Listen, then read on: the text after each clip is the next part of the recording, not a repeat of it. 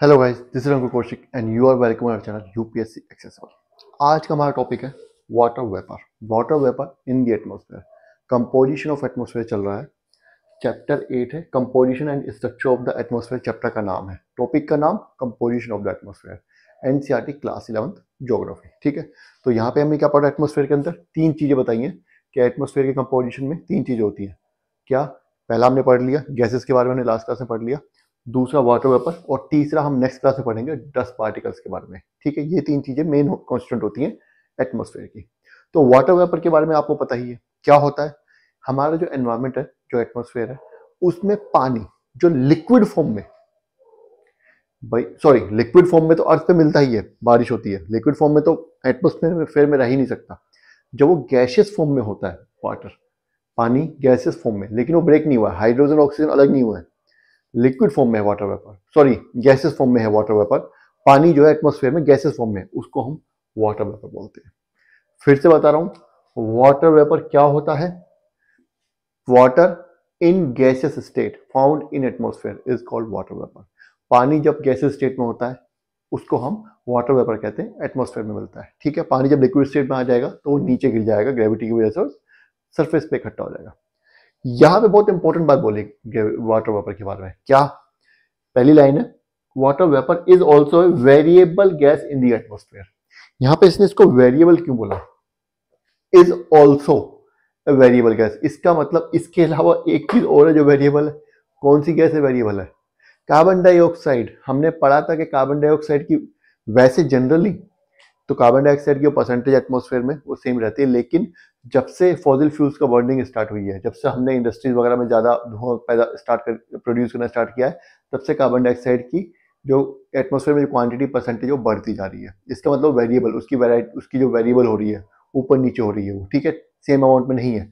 इसी तरीके से वाटर वेपर की परसेंटेज भी एटमॉस्फेयर में चेंज होती रहती है, ये बात ध्यान रखना है।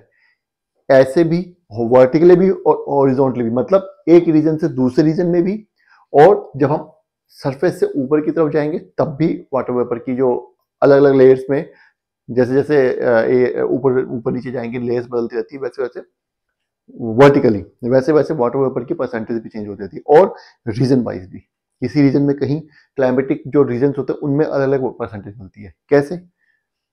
इन warm and wet tropics, tropics में जहां पे वार्म होता है और वेट क्लाइमेट होता है, इट में account for 4% of the air by volume.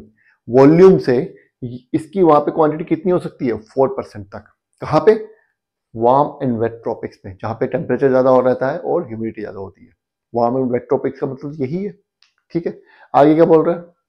While in dry and cold areas of deserts, deserts के सूखे और ठंडे रीजन्स में और पोलर रीजन्स में, and polar regions, it may be less than 1% of the air. मतलब क्या याद रखना है कि जहां पे वार्म और वेट क्लाइमेट है वहां पे 4% तक हो सकती है, और जहां पे ड्राई कोल्ड या डेजर्ट या पोलर एरियाज हैं वहां पे 1% से भी कम हो सकती है वाटर वेपर की परसेंटेज।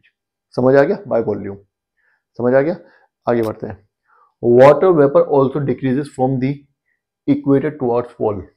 इक्वेटर से जब हम पोल की तरफ चलते हैं तो भी वाटर वेपर की परसेंटेज कम होती जाती है। ऑब्वियस सी बात है, इक्वेटर पे ट्रॉपिक्स हैं, यहाँ पे पोलर एरियाज है, ड्राई एंड कोल्ड है ना, डेजर्ट भी होता है, कोल्ड डेजर्ट। तो यहाँ से जब इधर से, अरे ये अर्थ है हमारी, ये हमारा इक्वेटर है, जब अर्थ से इक्वेटर से पोल की तरफ चलेंगे, यहाँ पे ट्रॉपिक्स है, वेट एंड वार्म, यहाँ पे ड्राई एंड कोल्ड है, तो वाटर वेपर की परसेंटेज धीरे धीरे कम होती चली जाएगी। समझ गए? ये आ गया।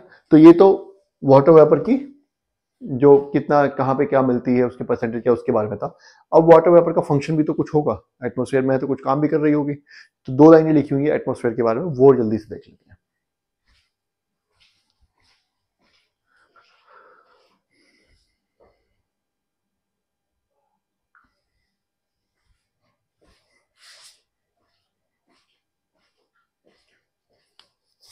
चलिए आगे बढ़ते हैं।